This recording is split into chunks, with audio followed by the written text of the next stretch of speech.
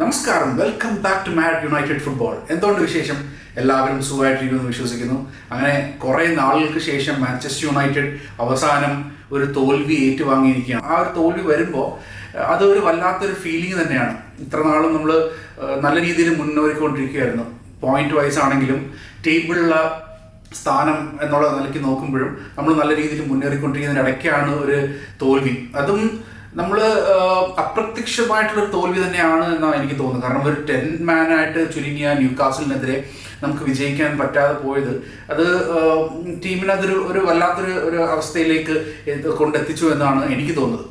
ഈ ഒരു അവസരത്തിൽ മാഞ്ചസ്റ്റർ യുണൈറ്റഡ് ഫാൻസ് ആ കളി കഴിഞ്ഞിട്ട്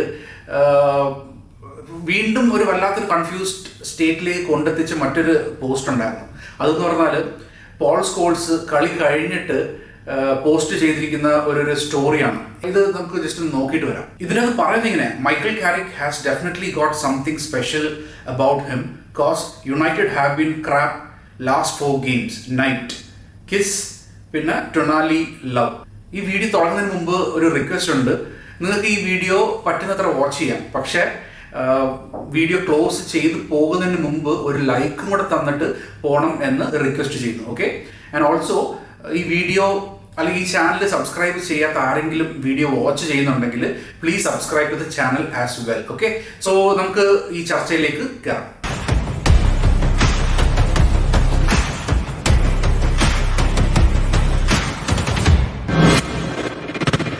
ഈ ഒരു പോസ്റ്റ് വന്നതിന് ശേഷം എനിക്ക് തോന്നിയിട്ടുള്ള ഒരു കാര്യം എന്ന് പറഞ്ഞാൽ പോൾ സ്കോൾസ് ഇതിനു വേണ്ടി കാത്തിരുന്നതായിട്ടാണ് എനിക്ക് തോന്നുന്നത്. കാരണം ഇത്രയധികം കളികൾ നമ്മൾ ജയിച്ച് മുന്നേറിക്കൊണ്ടിരിക്കുകയാണ്. അതിനകത്ത് ചില കളികളുടെ പെർഫോമൻസ്, കഴിഞ്ഞൊരു 3-4 കളികളുടെ പെർഫോമൻസ് എന്ന് പറഞ്ഞാൽ അപ് ടു ദ മാർക്ക് അല്ല. പക്ഷെ എന്നിരുന്നാൽ പോലും നമ്മൾ തോൽവി അറിയാതെ മുമ്പോട്ട് പോയിക്കൊണ്ടിരിക്കുകയായിരുന്നു. ആൻഡ് ഓൾസോ പ്രീമിയർ ലീഗ് ടേബിളിൽ നമ്മുടെ സ്ഥാനവും മെച്ചപ്പെടുത്തിയിട്ടാണ് നമ്മൾ ഈ ഒരു അവസരത്തിൽ മുമ്പോട്ട് പോയിക്കൊണ്ടിരുന്നത്. അപ്പോൾ സ്കോൾസിന്റെ ഈ ഒരു പോസ്റ്റ് എന്ന് പറഞ്ഞാൽ ഒരു കുറുക്കനെ പോലെ കാത്തിരുന്നു എന്ന് വേണം എനിക്ക് തോന്നാനായിട്ട്. കാരണം എനിക്ക് തോന്നിയത് അങ്ങനെയാണ്. കാരണം ഒരു തോൽവിക്ക് വേണ്ടിയിട്ട് ഇപ്പം എവിടെ തോൽവി വന്നാലും എനിക്ക് അതിനെതിരെ പറയണം എന്നുള്ള രീതിയിലാണ് സ്കോൾസ് ഈ ഒരു പോസ്റ്റ് ഇട്ടിരിക്കുന്നത്. അതിൻ്റെ കൂടെ തന്നെ ചിലപ്പോൾ മേ ബി എന്താ പറയുക, ഒരു ഗെയിം കണ്ടുകൊണ്ടിരിക്കുന്നതിൻ്റെ മൂഡിൽ അല്ലെങ്കിൽ ഒരു രണ്ടെണ്ണമൊക്കെ അടിച്ച് സെറ്റായിട്ടിരിക്കുന്ന സമയത്തായിരിക്കും ചിലപ്പോൾ കളിയൊക്കെ കണ്ടുകൊണ്ടിരുന്നത്. കാരണം അങ്ങനെയാണ് അവരൊക്കെ ഇംഗ്ലീഷ് കൾച്ചറിൻ്റെ ഭാഗമായിട്ട് ബിയാക്കി അടിച്ച് അല്ലെങ്കിൽ അങ്ങനെയാണ് അവർ ഗെയിം ആസ്വദിക്കുകയൊക്കെ ചെയ്തത്. അപ്പോൾ അതേപോലെ കണ്ടിട്ടിരുന്നിട്ട് എനിക്കൊന്ന് കുറച്ച് ഹൈ ആയി കാണും. അപ്പോൾ അതിനുശേഷമാണ് ഈ ഒരു പോസ്റ്റ് ഇട്ടതെന്നാണ് എനിക്ക് തോന്നുന്നത്. സോ ബട്ട് എനിവേസ് ഈ ഒരു പോസ്റ്റിലൂടെ നമുക്ക് വെളിവാകുന്ന വെച്ച് പറഞ്ഞാൽ സ്കോൾസ് എന്ന മാഞ്ചസ്റ്റർ യുണൈറ്റഡ് ലെജൻഡ്, ഒരു ലെജൻഡറി ഫിഗർ, സ്വന്തം ടീംമേറ്റ് ആയിരുന്ന, കുറച്ച് വർഷങ്ങളോളം ടീംമേറ്റ് ആയിട്ട് കുറേ കപ്സ് ഒരുമിച്ച് അടിച്ചത്, ചാമ്പ്യൻസ് ലീഗ് ആയാലും പിന്നെ അതിനുശേഷം എന്താ പറയുക പ്രീമിയർ ലീഗ് ടൈറ്റിൽസ് ഒക്കെ ഒരുമിച്ച് നേടിയ ഒരു കൊലീഗിനെയാണ് ഇങ്ങനത്തെ ഉള്ളൊരു അവസ്ഥയിലേക്ക് ഈ ഒരു പോസ്റ്റുമായിട്ട് വരുന്നത്. So that is like really wrong അല്ലേ? എനിക്കങ്ങനെ തോന്നുന്നത്. ബിക്കോസ് ഇതിപ്പോൾ കാത്തിരുന്നിട്ട് തോൽവിക്ക് വേണ്ടി കാത്തിരുന്നത് പോലെയാണ് ഈ ഒരു പോസ്റ്റ് വന്നത്. പലപ്പോഴും സ്കോൾസിന്റെ കയ്യിൽ നിന്നും റോയ് കീൻ, നിക്കി ബട്ട്, ഇവരെ പോലുള്ള ex Manchester United legends including Gary Neville, ഇവരൊക്കെ പോസ്റ്റ് ഇടുമ്പോൾ ഇതൊരു കൺസ്ട്രക്റ്റീവ് ക്രിറ്റിസിസം പോലെ ഫീൽ ചെയ്യത്തില്ല. ഇതെന്ന് പറഞ്ഞാൽ ക്ലബിൻ്റെ അല്ലെങ്കിൽ പ്ലെയേഴ്സിൻ്റെ ഒക്കെ ഒരു ഇമേജിനെ ടാർണിഷ് ചെയ്യുന്നത് പോലത്തെ ഉള്ള പോസ്റ്റുകളും കാര്യങ്ങളൊക്കെയാണ്. ഒരു രീതിയിലും പ്രോപ്പറായിട്ടുള്ളൊരു ക്രിറ്റിസിസം അല്ല, കൺസ്ട്രക്റ്റീവ് ആയിട്ടുള്ള ക്രിറ്റിസിസം വരുന്നില്ല ഇവർ ഭാഗത്ത്. ഇവരെ താഴടിച്ച് കാണിക്കണം എന്നുള്ള നിലയ്ക്കാണ് ഇവർ പലപ്പോഴും പോസ്റ്റ് ഇടുന്നത്. അപ്പോൾ ഫസ്റ്റ് ഓഫ് ഓൾ സ്കോൾസ് മനസ്സിലാക്കേണ്ട ഒരു കാര്യം എന്ന് വെച്ച് പറഞ്ഞാൽ Michael Carrick is not a permanent manager. നമ്മൾ ഒരു വല്ലാത്തൊരു സിറ്റുവേഷനിൽ കൂടെ മുമ്പോട്ട് പോയിക്കൊണ്ടിരുന്ന ഒരു സാഹചര്യത്തിൽ മാനേജ്മെന്റ് ഒരു ഇന്റർ മാനേജറായിട്ട് കൊണ്ടുവരുന്നതാണ് കാരിക്കിന്, അല്ലാതെ ഇത് ഫുൾ ടൈം ജോബായിട്ടല്ല. അപ്പം കാരിക് എന്ന് പറഞ്ഞാൽ ഈ ഒരു സമയത്ത് ചെയ്യേണ്ടിരുന്ന കാര്യം എന്ന് പറഞ്ഞാൽ he needed to steady the ship. അതാണ് കാരിക്കിന്റെ മേലിൽ ഏൽപ്പിച്ചിട്ടുള്ള ഒരു കാര്യം. സോ കാരിക് അത് വളരെ ഭംഗിയായിട്ട് നിർവഹിച്ചു.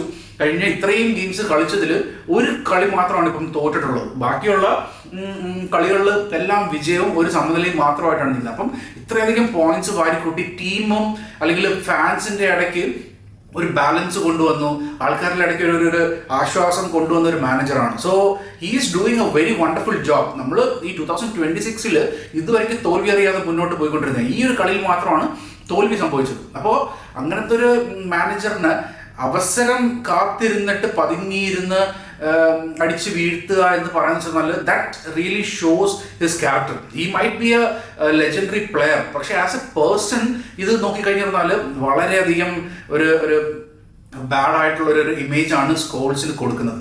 പിന്നെ എനിക്ക് തോന്നുന്ന വേറൊരു കാര്യം എന്ന് വെച്ചാൽ ഈ എക്സ് പ്ലെയേഴ്സിന് അവർക്ക് അവരുടെ മനസ്സിലുള്ള ഒരു കാര്യം എന്ന് വെച്ചാൽ കാരിക്കിന് ഈ ജോബ് കൊടുത്തതിൽ ഇവർക്ക് എല്ലാവർക്കും അസംതൃപ്തി ഉണ്ട്. ഇവരുടെ എല്ലാവരുടെയും കുറച്ചുകൂടെ ക്ലോസ് ആയിട്ടുള്ള ഒരു ഫ്രണ്ട് എന്ന് പറയുമ്പോൾ ഒലെ ഗുണ സോൾസ്റ്റർ ആയിരുന്നു. അപ്പം സോൾസ്റ്ററിന് പകരം കാരിക്ക് ഈ പൊസിഷനിലേക്ക് വന്നതിനോട് ഇവർക്ക് എല്ലാവർക്കും വല്ലാത്തൊരു എതിർപ്പ് ഉണ്ട് എന്നാണ് എനിക്ക് തോന്നുന്നത്. അപ്പോൾ ഇതിനു മുമ്പ് നമ്മൾ നോക്കിക്കഴിഞ്ഞാൽ സോൾസ്റ്റർ ടീമിന്റെ മാനേജറായിട്ട് ഇരിക്കുന്ന സമയത്ത് കുറേ ഗെയിംസ് ടുവേർഡ്സ് ദി എൻഡ് നമ്മൾ തോൽക്കുകയും ഒക്കെ ഉണ്ടായിട്ടുണ്ടായിരുന്നു. ആ സമയത്തൊക്കെ ഇവരെല്ലാവരും വായടച്ച് മിണ്ടാതിരിക്കുമായിരുന്നു. Because it is their front. അവരിവിടെ കളിച്ച് അവരുടെ ഏറ്റവും അടുത്തുള്ള ഒരു ഫ്രണ്ട് ആണ് എന്ന നിലയ്ക്ക് ഇവരുമായിട്ട് സോൾസ്റ്ററിനെതിരെ ഒന്നും സംസാരിക്കുന്നുണ്ടായിരുന്നില്ല. ഏറ്റവും അവസാനം ഇനി നിൽക്കുകളി ഇല്ല എന്നുള്ള അവസരത്തിലാണ് സോൾസ്റ്ററിനെതിരെ സംസാരിക്കാൻ തുടങ്ങി. അത്രയും നാൾ വരെ ഒതിഞ്ഞു പിടിച്ചിട്ടാണ് സോൾസ്റ്ററിനെ കൊണ്ടുപോയിട്ടുള്ളത് ഈ എക്സ് പ്ലെയേഴ്സ്, ഈ ലെജൻസ് എന്നൊക്കെ പറയുമ്പോൾ. അപ്പോൾ കാരിക്കിന്റെ ഈ ഒരു ജോബ് കിട്ടിയതിൽ ഇവർക്ക് എല്ലാവർക്കും ഒരു നീരസമുണ്ട്.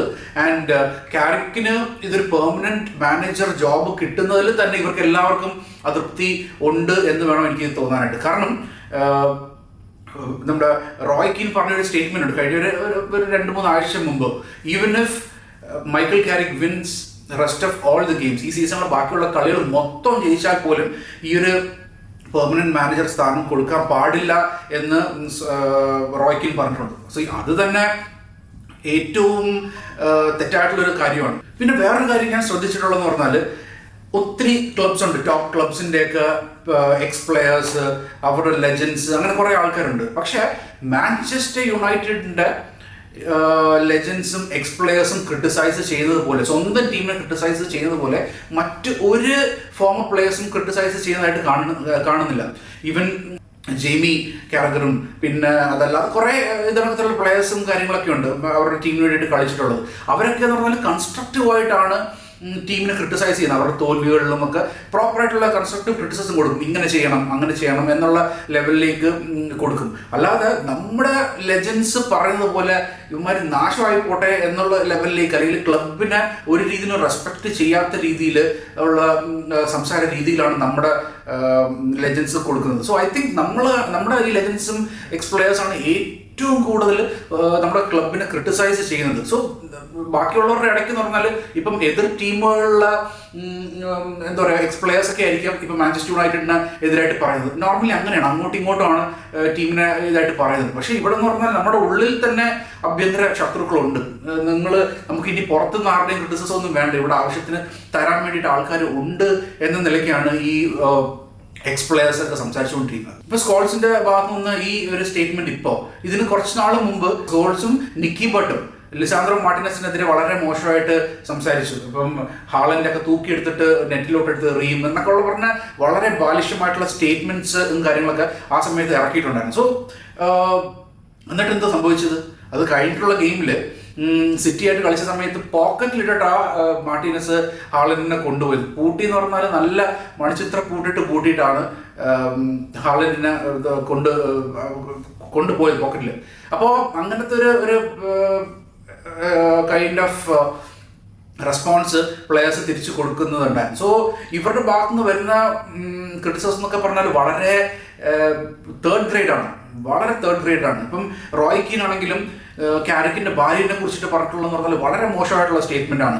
അതായത് ടീം ടോക്ക് നടത്തുന്നതും ഇതൊക്കെ കാരിക്കിന്റെ ഭാര്യയാണ്, അല്ലെങ്കിൽ ലൗഡ് മൗത്ത് ആണ്, അങ്ങനെ ഇങ്ങനെ എന്നൊക്കെ പറഞ്ഞിട്ടൊരു ഒരു പോഡ്കാസ്റ്റിൽ വന്നിട്ട് ഇങ്ങനെ സംസാരിക്കുക എന്നൊക്കെ പറഞ്ഞാൽ അത് അവരുടെ ഒരു സംസ്കാരം അല്ലെങ്കിൽ അതൊക്കെയാണ് എടുത്ത് കാണിക്കുന്നത്. ദേ might be legends of the game, but as A person ഈ സഹജീവികളോടൊക്കെ ഉള്ള അവരുടെ അടുത്ത് ഒരു ഫീലിങ്ങും കാര്യങ്ങളൊക്കെ ഉണ്ടാവണ്ടേ.